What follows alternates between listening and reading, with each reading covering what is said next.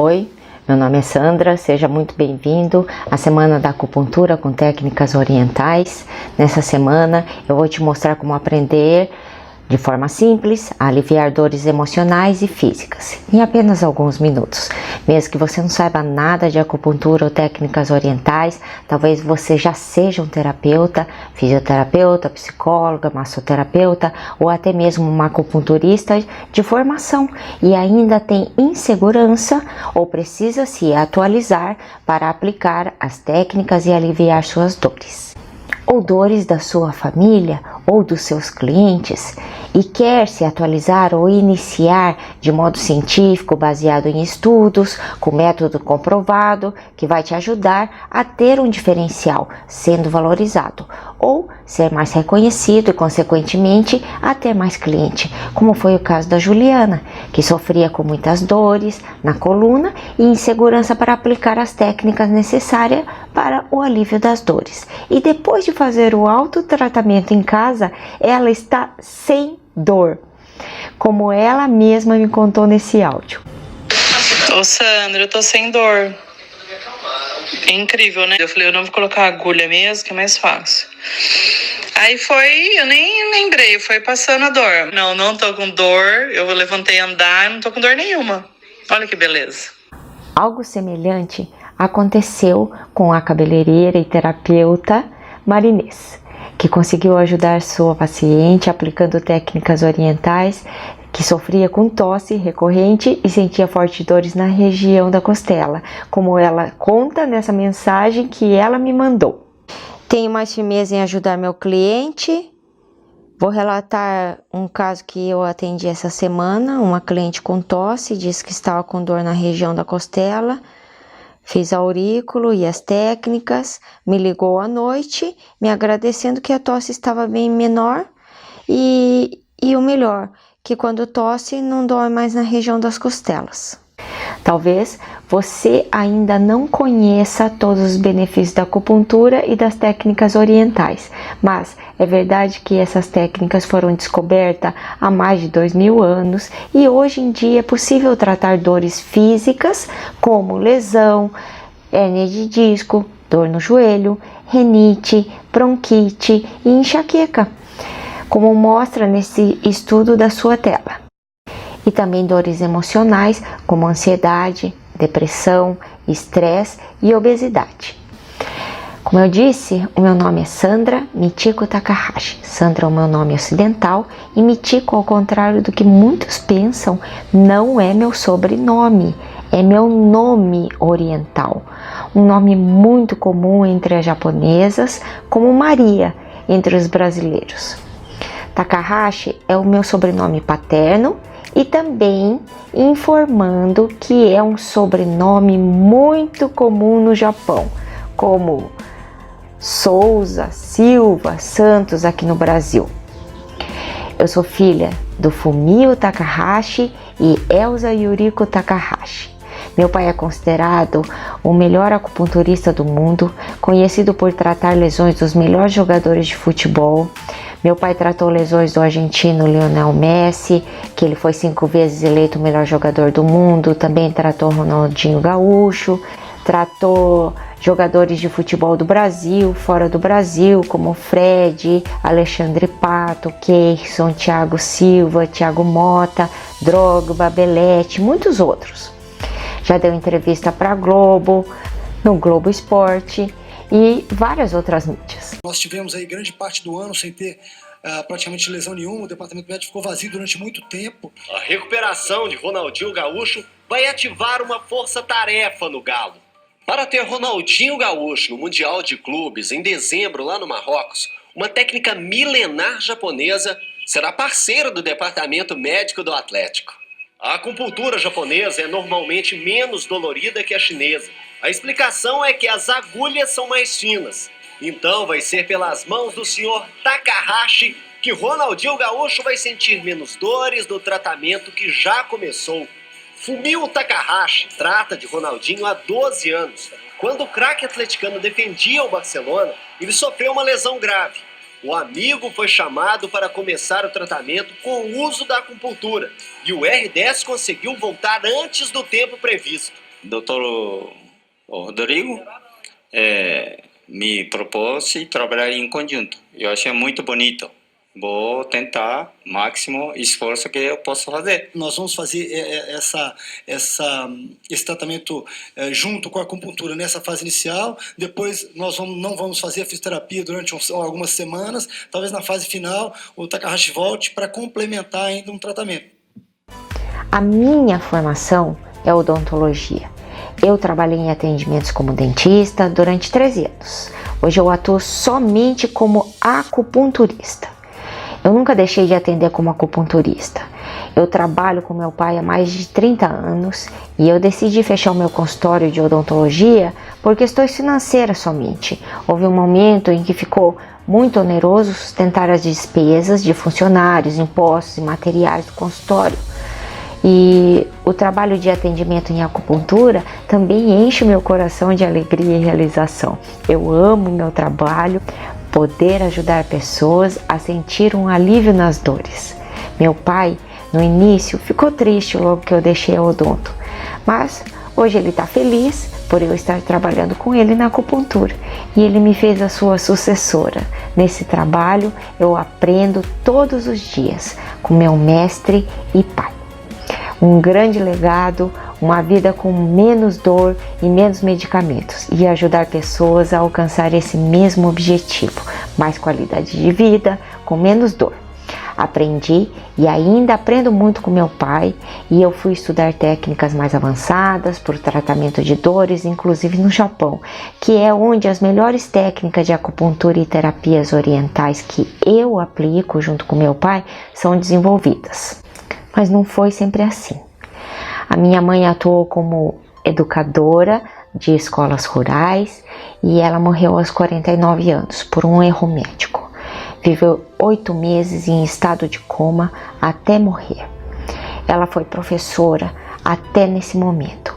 O meu pai sempre diz: sua mãe foi minha maior professora na acupuntura e nas terapias. Eu aprendi muitas técnicas cuidando da mamãe, que hoje eu uso para ajudar as pessoas. E essa grande professora nos ensinou com sua vida, o seu próprio corpo, que devemos buscar outras alternativas mais suaves e naturais antes de recorrer a essa medicina que mata moscas com martelo em uma mesa de cristal. Um caminho sem volta. Nos tornamos os terapeutas que somos graças à generosidade dessa grande professora. E hoje ajudamos com mais sutileza, coragem e competência as pessoas da família e os pacientes, antes de recorrer a processos tão agressivos como as cirurgias, que parece um caminho rápido.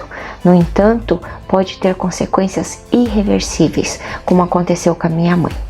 E cada vez que eu me conecto com essa força necessária para seguir com o crescimento constante, para ajudar pessoas e a minha família no alívio de dores, seja ela física ou emocional, no menor tempo possível. Porque quem tem dor tem urgência de alívio. E a forma que eu encontrei para ajudar cada vez mais pessoas é passando os conhecimentos que eu aprendi com meu pai e com a minha mãe, para que mais pessoas possam ser ajudadas pelas mãos dos meus alunos. E hoje já ensinei centenas de pessoas comuns de todo o Brasil: terapeutas, fisioterapeutas, acupunturistas, farmacêuticos, nutricionistas, médicos, terapeutas florais, massoterapeutas, esteticistas e outras pessoas que nunca tiveram uma formação acadêmica tradicional, utilizando a acupuntura e técnicas orientais como estímulo de determinados pontos, a fim de equilibrar as energias do corpo e mantê-lo saudável, ajudando na melhor qualidade de vida possível. E você pode estar se perguntando: como funcionam as técnicas orientais e a acupuntura e por que funcionam tão bem para o tratamento de dores? Antes de eu te explicar o motivo da acupuntura e das técnicas orientais serem tão eficientes, eu preciso quebrar 3 mitos sobre essas técnicas. Primeiro, é que a acupuntura não é somente com agulhas. Você pode tratar dores através da acupuntura sem utilizar uma agulha sequer. Pode-se usar calor como estímulo, laser, ventosa, moxa e até mesmo adesivos. Você pode aplicar técnicas de acupuntura utilizando apenas a ponta dos dedos. Tem uma técnica específica para isso, chamada Do-In. Isso é muito legal para se usar em pacientes com algum tipo de agitação, medo de agulha, doença mental, idoso, criança pequena e até bebês. A segunda coisa que é bom você saber é que você não precisa fazer uma formação completa ou uma faculdade para aplicar essas técnicas, mesmo que isso possa ser um diferencial. Vou te informar sobre uma lei aprovada pelo Congresso Nacional e sancionada pelo Presidente da República, de acordo com a Lei número 9394/96, o Decreto número 5.154/04 e a Deliberação CEE 14/97, os cursos livres são uma modalidade de ensino legal e válida em todo o território nacional. E outro decreto é esse: Decreto Presidencial número 5.154 de 23 de julho de 2004, que resumidamente estabelece as diretrizes e bases da educação nacional e dá outras providências, dizendo: a acupuntura é considerada uma atividade de exercício livre no Brasil. Todos os interessados podem estudar e atuar nesse campo do saber, esclarecendo que isso não significa que você não precisa estudar e se atualizar. Afinal, na acupuntura e técnicas orientais, é muito importante você conhecer diferentes técnicas e estímulos, pois assim você vai ter mais autonomia e liberdade terapêutica na melhoria das dores de quem você atende. O que é totalmente possível. E a terceira coisa é que você não precisa ter medo de utilizar agulhas. As agulhas nas terapias são da espessura de um fio de cabelo e não se parece nada com agulhas de tirar sangue, por exemplo. Por esse motivo, mesmo quem sente uma picada inicial, deixa de sentir qualquer reação em poucos segundos e na maioria das vezes acaba sentindo um enorme bem-estar. Já vi centenas de pessoas que eram totalmente inseguras e achavam que não conseguiriam nem aplicar e nem receber nenhuma técnica, e que hoje ajuda várias pessoas no seu círculo de amizades e pacientes. Vou te orientar um pouco mais sobre a acupuntura e por que ela e as técnicas orientais funcionam tão bem para o tratamento de dores. É provável que a acupuntura tenha surgido com a percepção de que o toque em determinadas partes do corpo, de uma forma instintiva, causava alívio em regiões doloridas. Somente lá pela década de 50, a mística começou a ceder o espaço para a ciência. As investigações realizadas nos últimos anos demonstram, inclusive, que o cérebro libera químicos como endorfinas, que são analgésicos naturais, na sequência dos tratamentos, que têm ainda diversos efeitos anti-inflamatórios no corpo. A acupuntura é uma arte terapêutica baseada no Tao e nos 5 elementos e nos 5 movimentos da natureza, representado por 12 meridianos principais, que recebem nomes de órgãos e vísceras do nosso corpo, que são eles: coração e intestino delgado, o estômago e o baço pâncreas, o pulmão e o intestino grosso, o rim e a bexiga, o fígado e a vesícula biliar, o triplo aquecedor, que representa o sistema linfático, e o pericárdio, que é o envoltório do coração. O Tao é igual a equilíbrio, o todo, o holos, e o homem é parte da natureza e não um ser à parte. Meridianos significa energia, e energia no dicionário significa eficácia, poder, coragem para agir.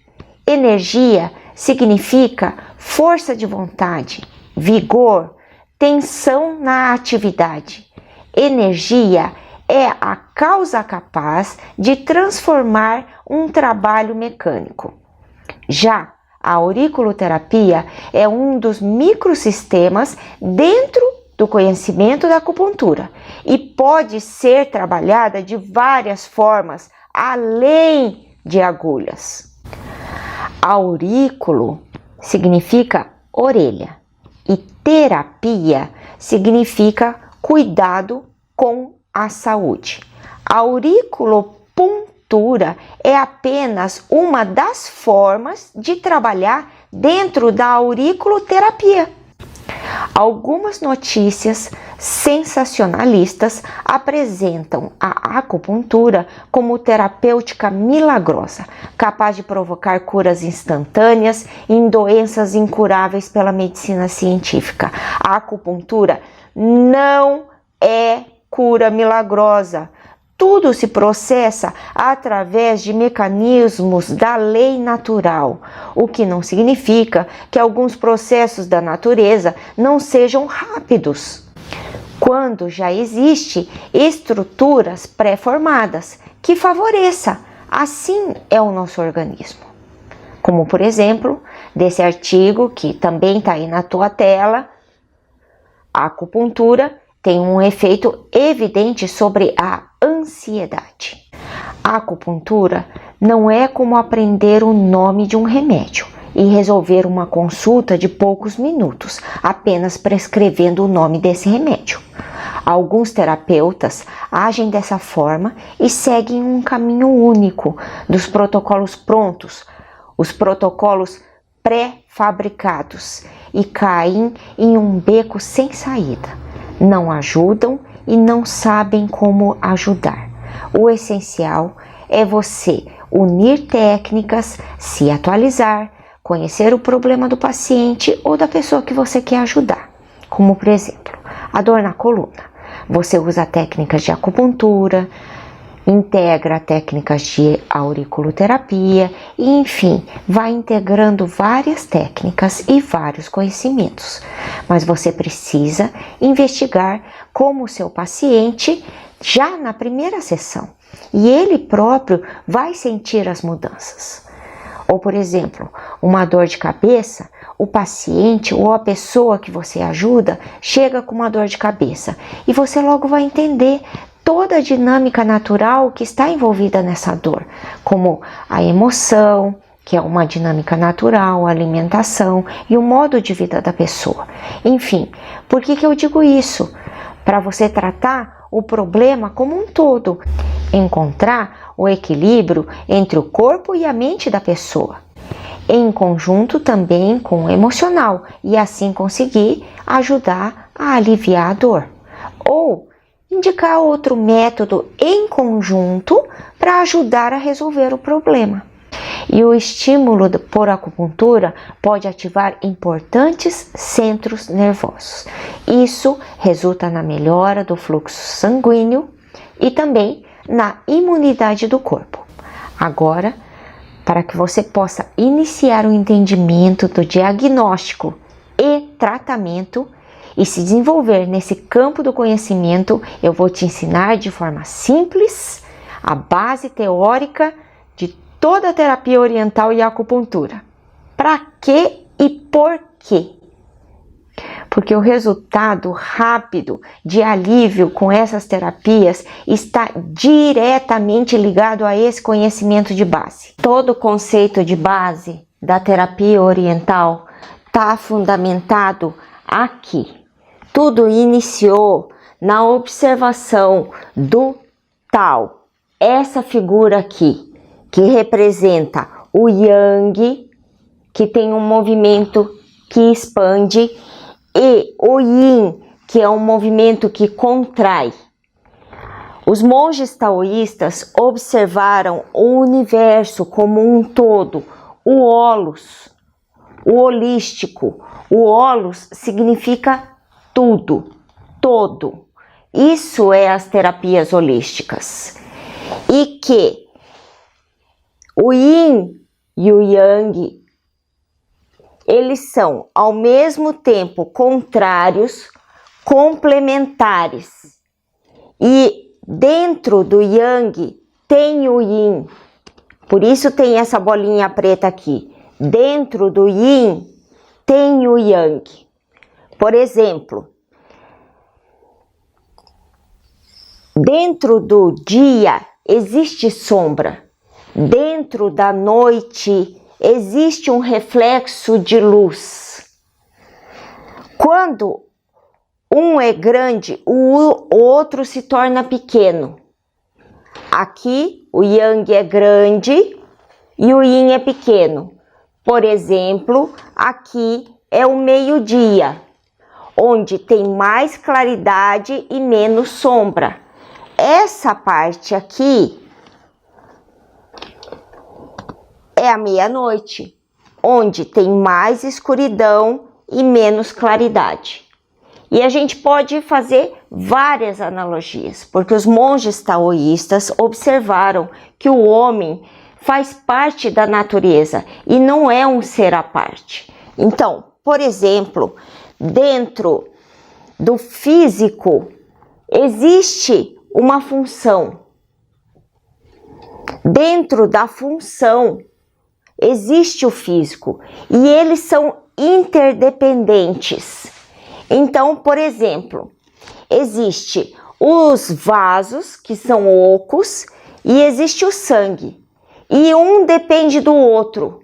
O sangue depende dos vasos e os vasos dependem da existência do sangue. Aqui pode ser, por exemplo, o emocional. O Yang é o emocional, que é mais subjetivo. É um movimento que expande.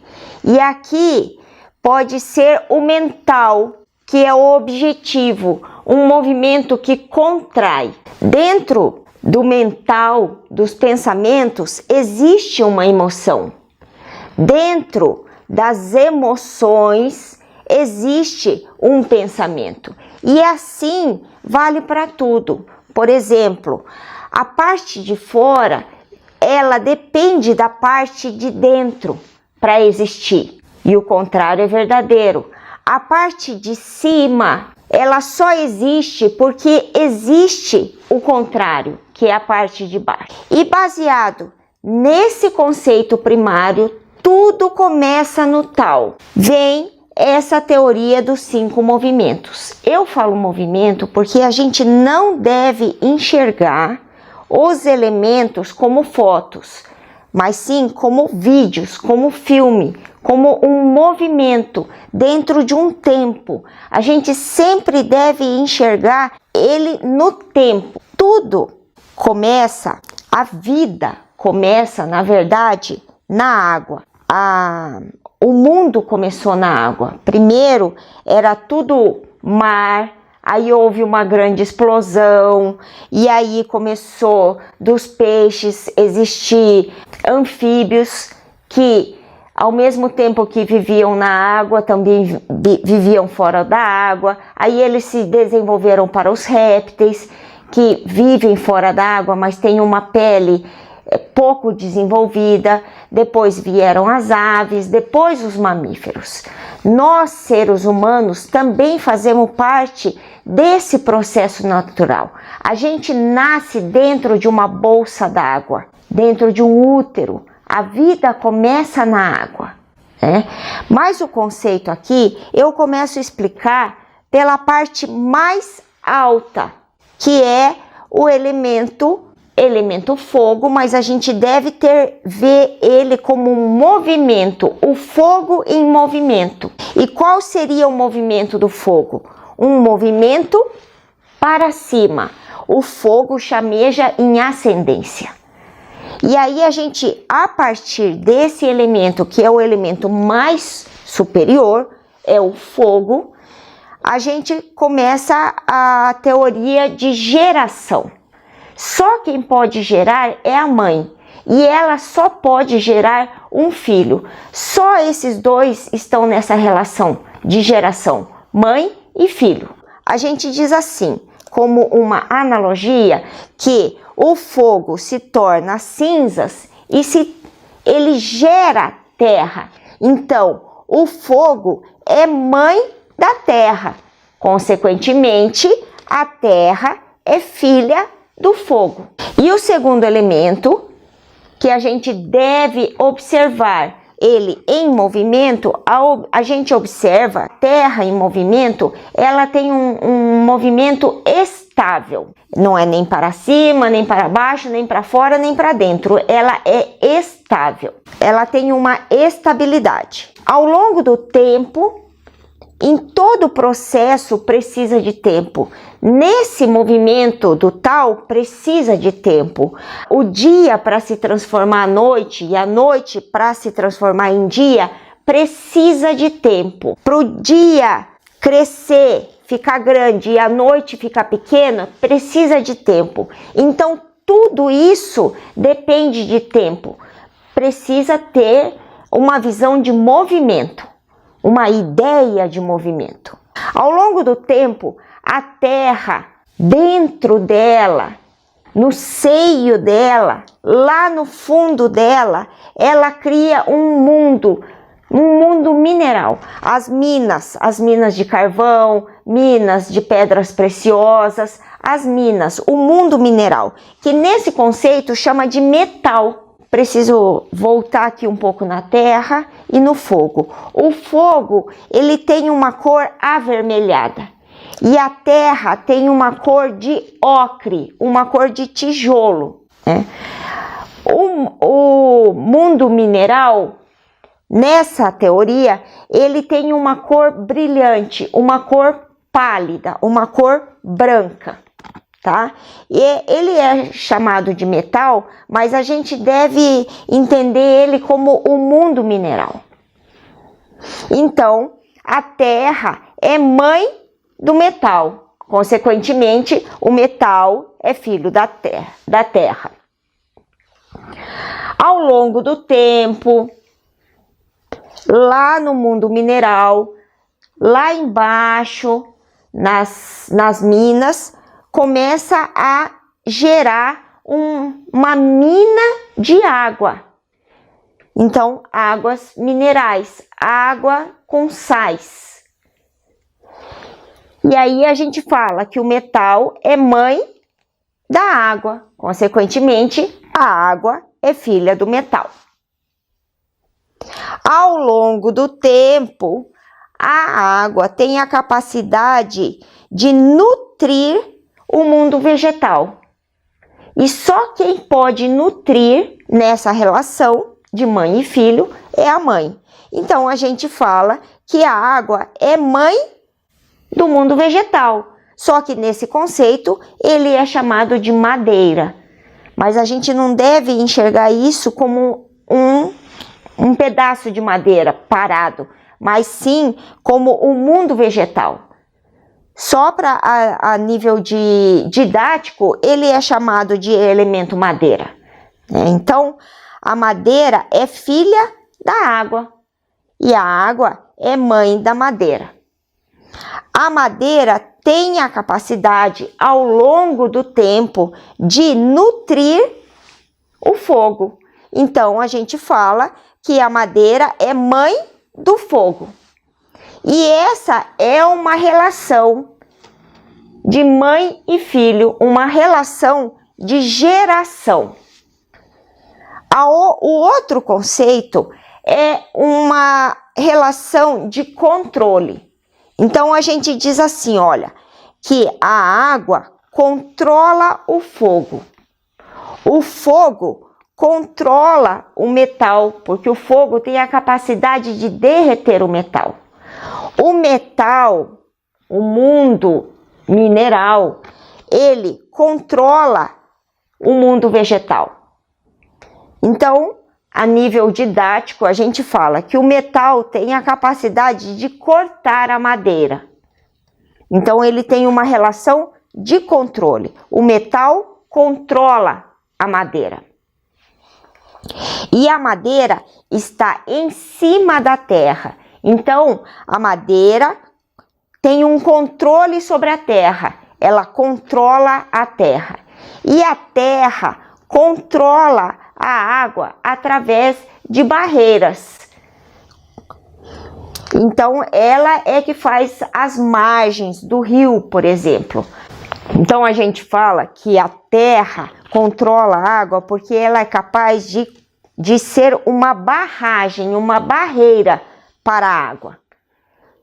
E essa é uma lei de controle. Então, essa é a própria visão da natureza. E como o homem faz parte da natureza e não é um ser à parte, essa é a própria visão da saúde no homem. Quando está tudo funcionando dessa forma, que a madeira gera o fogo e assim vai gerando, e a água controla o fogo, e o fogo controla o metal, e essa é a visão da saúde.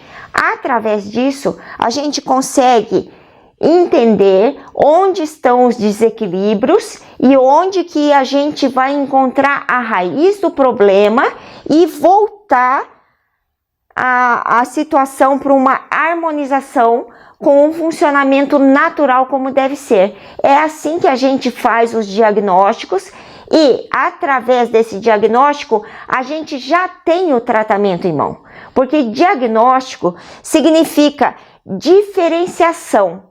Ele vem de uma palavra grega que significa diferenciação. Então, a gente vai diferenciar da onde vem esse problema. É da água? Onde está esse desequilíbrio? É do fogo? Então, dessa forma, a gente diferencia e a gente já tem o diagnóstico. Se a gente tiver o diagnóstico, a gente tem o tratamento. Por onde que a gente vai começar o tratamento? As leis mais importantes é do tal, que eles são contrários, complementares, eles se consomem mutuamente no sentido de quando um é grande, o outro se torna pequeno, e o contrário é verdadeiro, e dentro de um existe o outro. E a outra, duas leis importantes são as leis de geração e de controle.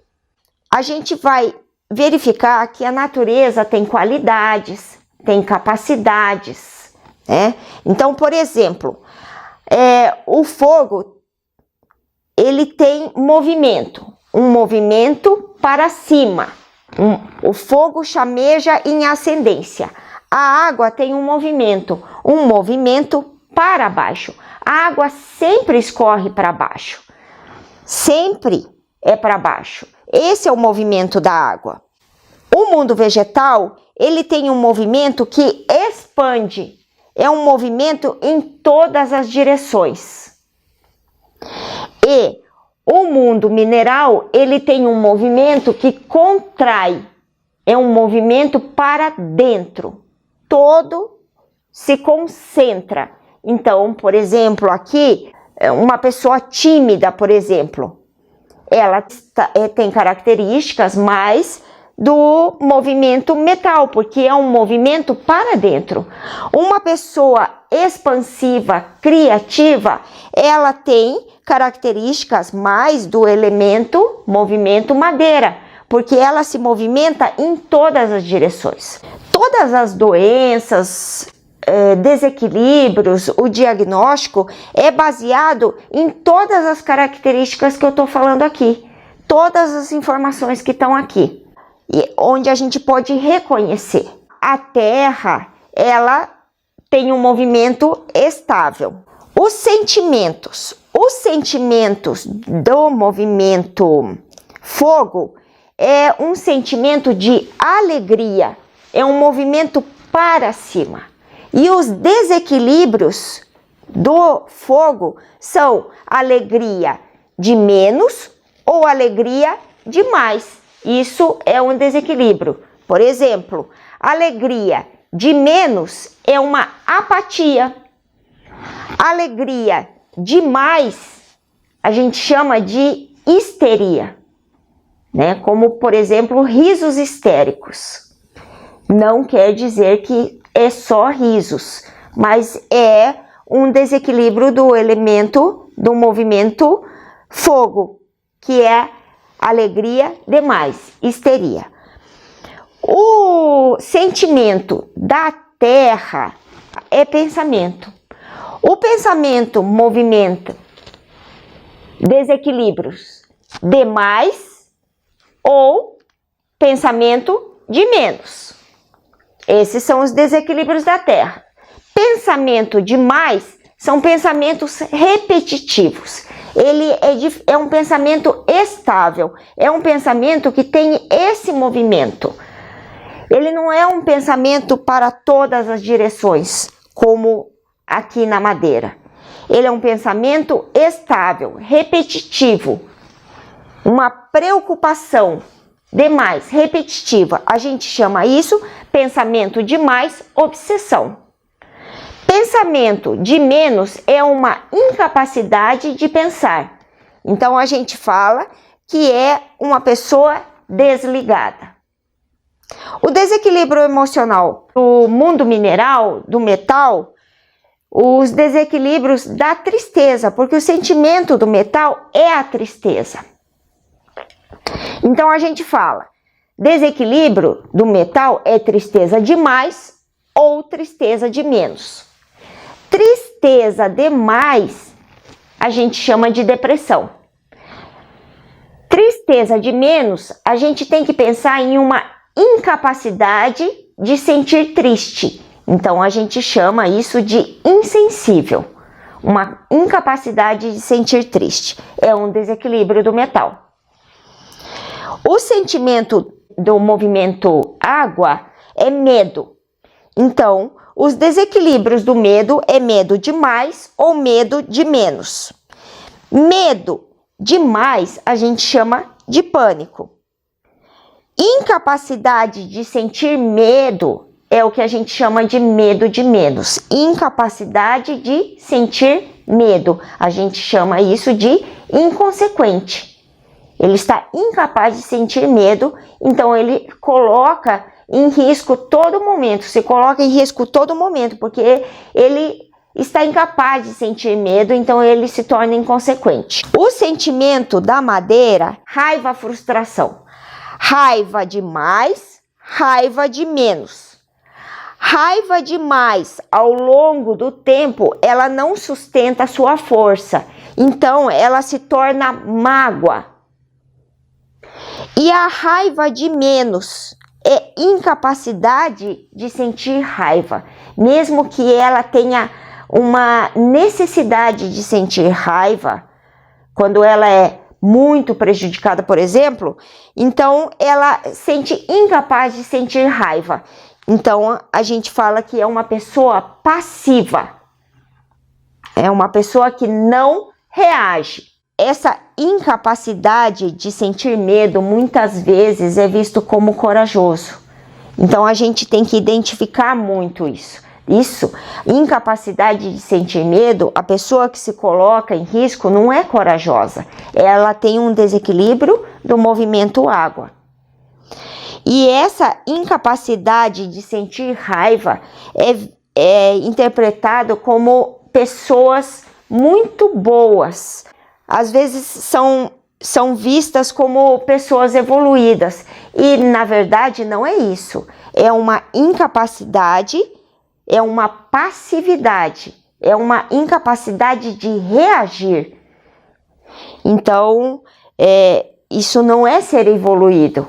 É uma passividade, é um desequilíbrio do movimento madeira. Porque todos os sentimentos primários são extremamente necessários e naturais para um funcionamento normal das emoções, dos órgãos, das vísceras. Nós temos que cada movimento, ele se abre em um orifício do corpo e se manifesta em uma parte do corpo. Por exemplo, O movimento fogo, ele se abre em um orifício na boca, mas é a língua que a gente observa. Quando há desequilíbrios do fogo, a gente tem que observar a língua. Então, por exemplo, os meridianos envolvidos aqui é coração, intestino delgado, o pericárdio, que é o envoltório do coração, e o triplo aquecedor, que é esse sistema dentro da nossa caixa. A nossa vida corre dentro do tronco, que é o sistema respiratório, digestivo e reprodutor. Esse triplo aquecedor, ele é o nosso sistema linfático. O triplo aquecedor é a representação, é a função do nosso sistema linfático. Como que funciona isso? Onde se abre e onde se manifesta o movimento terra. O movimento terra, ele se manifesta nos lábios e se manifesta dentro da boca. Tudo que tem dentro da boca. A gengiva, o céu da boca, a bochecha, os vestíbulos, que é toda a parte dentro da boca. Então, por exemplo, as aftas, as candidíase, na criançada, nos bebês que dá o sapinho, que é candidíase, isso são manifestações de desequilíbrio do movimento terra. E quais são os órgãos envolvidos aqui? O estômago. É estômago e baço pâncreas. Então, relembrando, aqui é coração e intestino delgado. Coração é um órgão yin, compacto. E o intestino delgado é uma tripa oca, uma víscera. Então, veja que todos os elementos contêm o tal, contém o completo, contém um órgão que é denso, compacto, e uma víscera que é oca. Então, todos eles vão ter um órgão e uma víscera, um órgão e uma víscera, um denso, compacto e um oco. O pericárdio, ele é um envoltório do coração e ele trabalha junto com o coração. O triplo aquecedor é a caixa vazia que tem 3 sistemas. Aqui, o baço e o estômago. O baço é denso, o estômago é oco. Onde que se abre e se manifesta o elemento metal? Os meridianos envolvidos aqui é pulmão, que é denso e compacto, o órgão, e o intestino grosso, que é a víscera oca. Pulmão e intestino grosso é o metal, que ele se abre no orifício nariz. E onde que ele se manifesta? Na pele, porque a gente diz que a pele é um órgão respiratório, por isso que a gente fala a pele respira. Os meridianos envolvidos no movimento água é rim e bexiga. O rim é denso, o órgão, e a bexiga é oca, é uma víscera. Onde que ele se abre, que orifício que ele se abre e onde ele se manifesta? O rim e a bexiga se abrem nos ouvidos, nesse orifício, e se manifesta nos cabelos, tá? Então, cabelo branco, cabelo seco, qualquer alteração do cabelo é uma manifestação de rim e bexiga, do movimento água. A madeira, os meridianos envolvidos é fígado e vesícula biliar. O fígado é compacto, é o órgão, e a vesícula biliar é uma bolsinha oca. Ela se abre em um orifício e se manifesta em uma parte do nosso corpo. O orifício que se manifesta o movimento madeira são os olhos. Por isso, a gente fala, quando a pessoa está cansada demais, a gente observa o cansaço nos olhos. Quando a pessoa está doente do fígado, a gente observa o branco do olho, que existe uma alteração. Então, ela se manifesta nesse orifício, nos olhos. Se abre nos olhos, me desculpa. Ela se abre nos olhos e se manifesta nas unhas. Mostra as garras, a raiva. Então, qualquer alteração de unha, unha rachada, unha seca, unha grossa, unha porosa, doença na unha, micose de unha, unha escurecida, unha esbranquiçada, qualquer alteração na unha e qualquer alteração nos olhos. E assim funciona para todos que eu já falei. Cada um deles representa uma estação do ano, só que a gente só tem 4 estações. O elemento terra é sempre um elemento à parte. A gente fala que é um clima de transição, que ele está em todas as estações do ano. Então, aqui é fogo, ele tem capacidade de gerar calor. Qual clima seria? Primavera, verão ou outono e inverno? O verão, né? Movimento madeira. Qual é onde os vegetais, o mundo vegetal se expande para todos os lados, onde ele manifesta a sua maior capacidade? Em que estação do ano? Na primavera. Aqui, a água é o frio. Esses elementos, eles são contrários. Aqui é o calor, aqui é o frio. Aqui é para dentro, aqui é para fora. Ele é o frio, rim e bexiga. Ele tem um movimento para baixo. Em que estação do ano que a gente fica bem para baixo? O inverno, o frio. O elemento metal, que representa o mundo mineral, é a secura. A gente pensa, por exemplo, nas pedras, quanto elas são secas, né? A secura, representa a secura. Quando que as folhas do mundo vegetal começam a se tornar tudo seca e cair? No outono. Então, aqui é outono, aqui é inverno, aqui é primavera, aqui é verão. E até o movimento terra está em todas as estações, nos 18 dias finais de todas as estações, onde deveria ser mais estável, como a terra, como o movimento terra. Todos os movimentos têm um sabor também. Por exemplo, o sabor do mundo vegetal é um sabor ácido, é um sabor que lembra essa cor.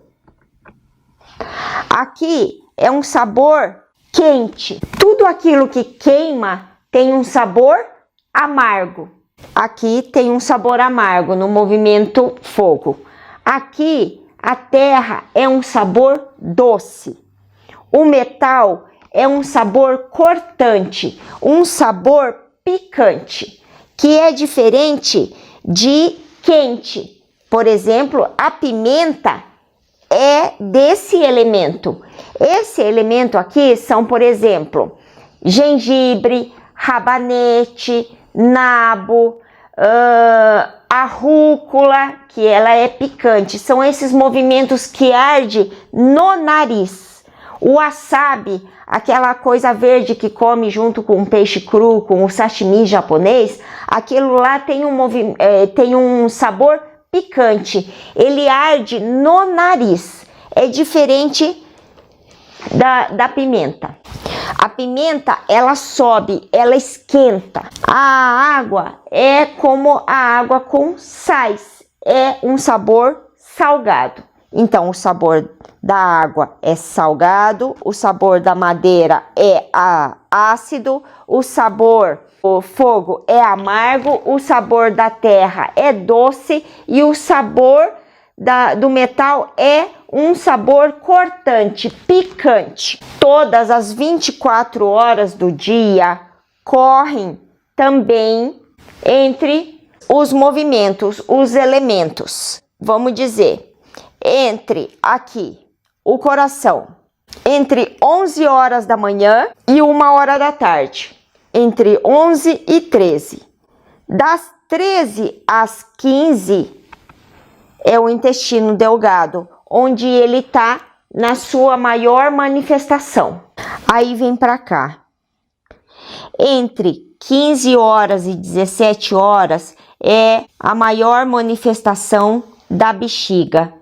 cada meridiano, cada víscera ou órgão fica 2 horas onde tem a sua maior manifestação nas 24 horas do dia. Entre 17 e 19 horas é o rim. Por exemplo, como que a gente usa essa informação? O rim é um meridiano, um órgão que cuida de capacidades de nascimento, crescimento, de reprodução e de ossos. Por exemplo, uma pessoa que tem problema na coluna, tem problema de artrose, um problema de osso. E ela deve evitar de, por exemplo, tomar banho na hora do rim, entre 17 e 19 horas, porque isso vai impedir que o rim se manifesta na hora dele, entre 17 e 19 horas. Aí ele volta para cá. Entre 19 e 21 horas é o pericárdio. Entre 21 horas e 23 horas é o sistema linfático. Aí ela vem para cá. Entre 23 horas e 1 hora da manhã é a maior manifestação da vesícula biliar. Por exemplo, as maiores crises de vesícula biliar costumam dar entre 23 horas e 1 hora, que é o horário onde a vesícula mais se manifesta. E entre 1 hora da manhã e 3 horas da manhã é o horário do fígado. Entre 3 horas da manhã e 5 horas da manhã é o horário do pulmão. Por exemplo, as maiores crises de tosse, de gripe, de asma, problemas respiratórios costumam acontecer nesse horário das 24 horas do dia, que é entre 3 horas da manhã e 5 horas da manhã, que é onde o pulmão tem a maior manifestação nas 24 horas do dia. E entre 5 horas da manhã e 7 horas da manhã é a maior manifestação do intestino grosso, onde a maioria dos homens tem a sua manifestação num horário bem correto, entre 5 e 7 horas da manhã. Entre 7 horas da manhã e 9 da manhã é a maior manifestação do estômago. E entre 9 horas da manhã e 11 horas da manhã, o baço pâncreas. E aí a gente volta onde a gente começou, 11 horas da manhã até as 13 da tarde. Cada movimento contém 2 meridianos. Só o movimento fogo que contém 4 meridianos.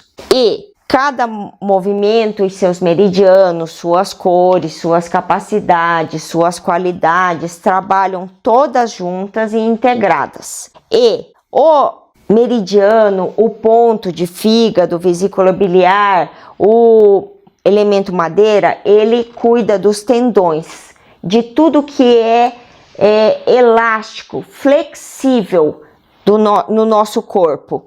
É a capacidade da madeira. A gente faz uma analogia que ele deve ser como o bambu, que se curva ao vento e volta para o lugar. Ele é flexível. Essa é uma capacidade da madeira. E ela cuida dos tendões, que os tendões devem nos dar essa flexibilidade. O coração, intestino delgado, pericárdio, triplo aquecedor, mais o movimento fogo, ele cuida dos vasos. Os vasos, sejam veias, sejam artérias, o que for, os vasos. Quem cuida é o coração, um movimento fogo. A terra cuida dos músculos, dessa estabilidade e força. Força e estrutura, barreiras. Os músculos é do movimento terra. O metal cuida da pele e a água cuida dos ossos. E muito bem, concluímos todos os conceitos básicos mais importantes de toda a terapia oriental. Agora que você já sabe sobre o efeito da acupuntura e as técnicas orientais no corpo e na mente, como você pode ajudar ao seu redor e clientes a terem melhorias significativas em suas dores físicas e emocionais, vamos continuar nos atualizando. Porém, o nosso tempo de hoje está se esgotando e eu já me estendi demais. Então, vamos finalizando. No próximo episódio, que sai na quarta-feira, eu vou explicar como você pode começar do zero a aplicar técnicas de acupuntura e técnicas orientais, inclusive a ter mais segurança no que faz e, consequentemente, ter resultado de alívio no primeiro atendimento e ser mais reconhecido e ter mais clientes. Deixa um comentário aí sobre o que você achou sobre essa primeira aula e eu vou fazer o possível para ler e responder cada um dos comentários. Um beijo e até quarta.